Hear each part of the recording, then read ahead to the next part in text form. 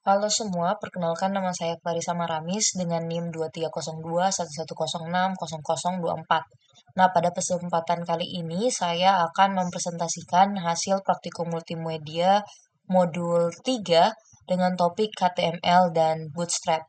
Nah, di sini untuk tugasnya sendiri itu kita diminta untuk membuat dari percobaan. Di sini ada percobaan praktikum. Setelah itu kita diminta untuk membuat tugasnya, yaitu pada percobaan sebelumnya kita akan menambahkan footer yang berisi nama dan NIM, kemudian membuat sebuah akun hosting dan mengupload hasil prosedur percobaan praktikum modul 2 ke dalam hosting. Nah, di sini saya langsung saja membuka praktikum modul 2 yang sudah saya tambahkan juga dengan section form untuk percobaan yang ada pada modul 3. Nah, pada tugas modul 2 kan saya awalnya membuat sebuah website yang menampilkan berbagai elemen multimedia HTML5 seperti audio, video, YouTube, dan juga API. Nah, di sini ada HTML5 untuk audionya. Di sini kita bisa putar juga. Ini berhasil, kemudian juga ada HTML5 video dengan kontrol standar, kemudian ada video dengan kontrol JavaScript.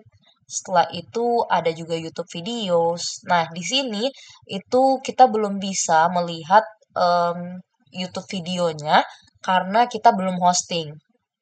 Nah, kemudian ada juga HTML Geolocation API, HTML Drag dan Drop API. Nah, di sini saya sudah menambahkan formulir dengan Bootstrap. Nah, ini merupakan coding yang sudah saya buat, yaitu untuk section 6. Di sini saya langsung buat split screen saja seperti ini. Dan di sini itu seperti pada modul 3 sesuai dengan instruksi percobaan yang ada, kita itu kan diinstruksikan untuk membuat atau menambahkan form menggunakan Bootstrap. Nah, di sini untuk codingnya saya menambahkan dengan menggunakan text section 6 untuk penandanya, yaitu formulir dengan Bootstrap sebagai pengembangan tambahan agar tampilan web menjadi lebih interaktif dan juga modern. Nah, di bagian ini saya menggunakan framework Bootstrap versi 5.3 untuk membangun sebuah formulir responsif yang terdiri dari beberapa elemen input, seperti nama, email, password, dan juga jenis kelamin. Dan semua komponen tersebut menggunakan kelas bawaan dari Bootstrap, seperti form control, form label, kemudian ada form select juga, yang membantu membuat tampilan form terlihat lebih rapi dan konsisten di berbagai ukuran layar. Nah, kemudian ada tombol button juga atau tombol kirim itu menggunakan button-button garis primary, juga itu merupakan komponen dari Bootstrap yang secara otomatis memberikan gaya visual serta efek cover yang menarik tanpa harus menulis banyak kode CSS tambahan.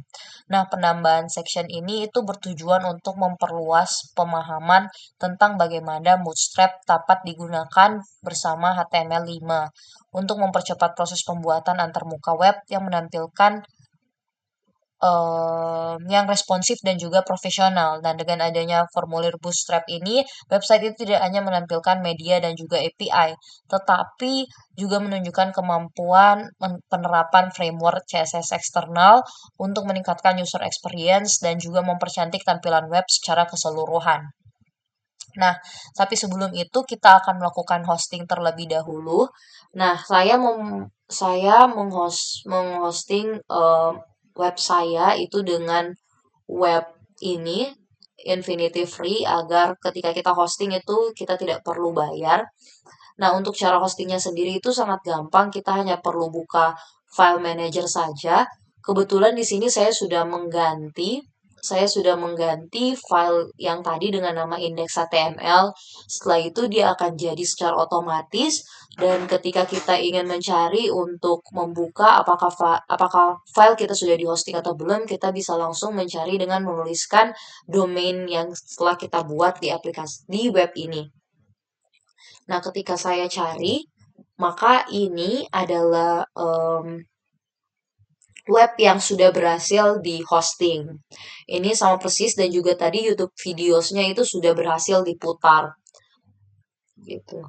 Nah, setelah itu kita akan langsung masuk saja pada fungsi yaitu formulir dengan Bootstrap ini. Nah, di sini kita bisa memasukkan nama kita. Misalnya saya memasukkan nama saya.